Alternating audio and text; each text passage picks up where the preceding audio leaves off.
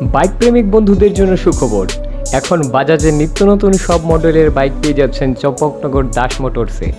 তাছাড়াও একই ছাদের নিচে আপনারা পেয়ে যাচ্ছেন আধুনিক সার্ভিস সেন্টার এবং স্পেয়ার পার্টস। থাকছে স্পট ফাইন্যান্সের ব্যবস্থা। তাই আপনার পছন্দের বাইকটি নিতে আজই আসুন আমাদের নতুন শোরুমে। দাস মোটরস, চম্পকনগর বাজার, হাসপাতালের বিপরীতে। আপনাদের সকলকে সাদর আমন্ত্রণ রইল।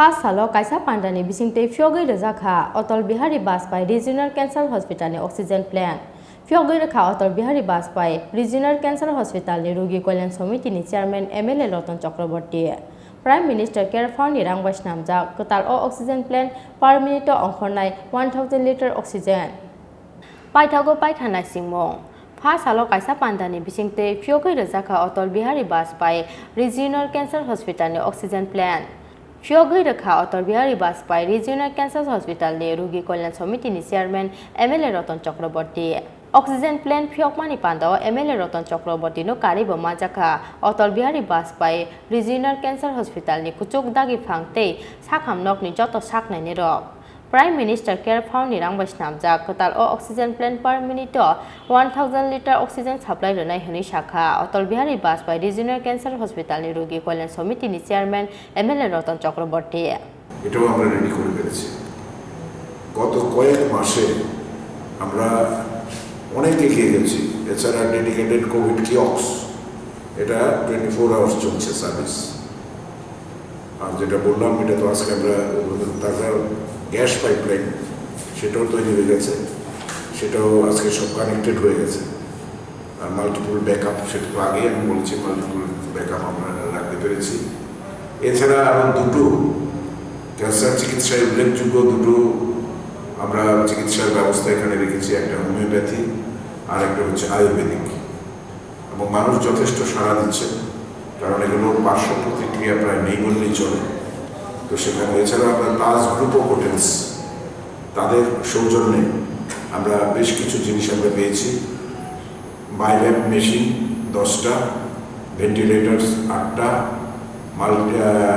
মাল্টিপারাম মনিটর 20টা, ইনফিউশন পাম্প 30টা, ইসিজি মেশিন 1টা, পোর্টেবল এক্সরে মেশিন 1টা এবং সেই সোনোগ্রাফির ব্যবস্থাও করা হয়েছে।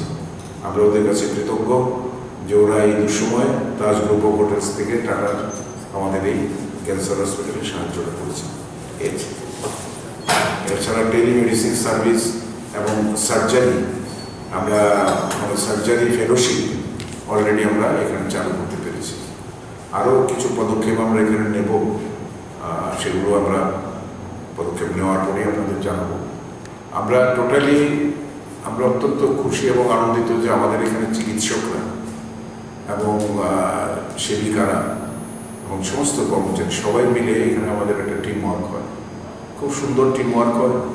এবং এখানকার যে আধুনিকতম মেশিনগুলো সেগুলো সঠিকভাবে পরিচালনা করার দক্ষ লোক আমরা পেয়েছি, যার ফলে আজকে ইভেন পশ্চিমবাংলা থেকেও রোগী আসে, যেখানে সবসময় প্রবণতা ছিল আমাদের রাজ্য থেকে পশ্চিমবাংলা যাওয়ার, আজকে সেখান থেকে রোগীরাও এখানে আসছে। এটা আমাদের গর্বের বিষয়।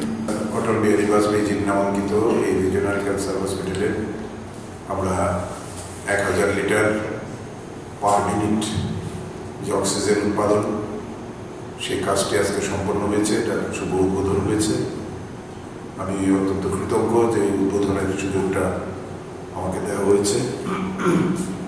ইতিমধ্যে ত্রিপুরার বিভিন্ন জায়গায় যে অক্সিজেন প্লান্ট হয়েছে, এর মধ্যে আমাদের এটা এবং এজিএমসি এই দুটোই 1000 লিটার করে, আর বাকিগুলো 500, 250 এরকম করে আছে বিভিন্ন সাব ডিভিশন। এই অক্সিজেন প্ল্যান্টের সাহায্যে আমরা একসঙ্গে 25 জন রোগীকে আমরা অক্সিজেন দিতে পারব। এছাড়াও আমাদের ব্যাকআপ আছে, আমাদের সিলিন্ডার রেডি আছে, আমাদের কনসেন্ট্রেটর আছে।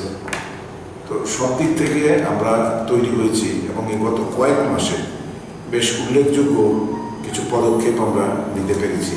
কারণ কোভিড যখন খুব মারাত্মক আকার ধারণ করছিল ত্রিপুরা, তখন প্রয়োজন হবে এই সম্ভাবনা মাথায় রেখে আমরা খুব দ্রুততার সঙ্গে 100 কোভিড বেড আমরা এখানে তৈরি করেছিলাম এবং আরও 50টি বেড আমরা তৈরি রেখেছিলাম যাতে যে কোনো সময় আমরা সেখানে রোগীদের নিতে পারি।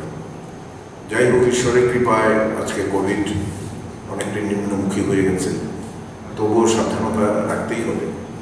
তো এরই মধ্যে আমরা ধন্বন্তরী বিল্ডিংটাকে টোটালি আমরা এয়ার কন্ডিশনিং করতে পেরেছি এবং বিভিন্ন জায়গায় যে মেডিসিনের ব্যবস্থা সেই সমস্ত আমাদের রেডি ছিল, আছে এখনো।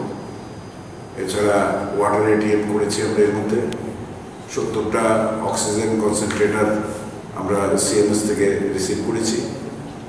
সিসিটিভি ছিল না, সিসিটিভি ইনস্টল করা হয়েছে। এছাড়া কম্পিউটারাইজড হেল্প ডেস্ক, যার কারণে রোগী এবং আত্মীয়দের মধ্যে যোগাযোগ ব্যবস্থাটা এত দুর্বল ছিল, যার জন্য বাইরে খুব হিউম্যান ক্রাই হতো, অনেক গাল গল্প তৈরি হতো, সেজন্য আমরা একটা হেল্প ডেস্ক এখানে করেছি।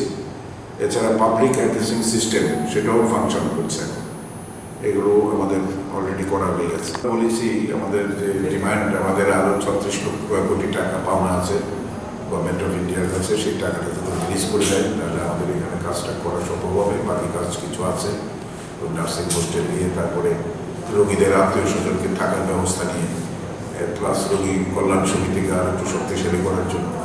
এছাড়া আরও বেশ কিছু স্টাফ নিয়োগ আমাদের দরকার। আমাদের চিকিৎসক বা সেবিকা, ওয়ার্ড গার্ল, ওয়ার্ড বয় বা আমরা ক্লাস 4 স্টাফ আরও লাগবে। সেজন্য আমরা মন্ত্রী মহোদয়কে রিকোয়েস্ট করেছি যে তিনি যাতে তার দপ্তর থেকে আমাদের আর্থিকভাবে সহায়তা করেন।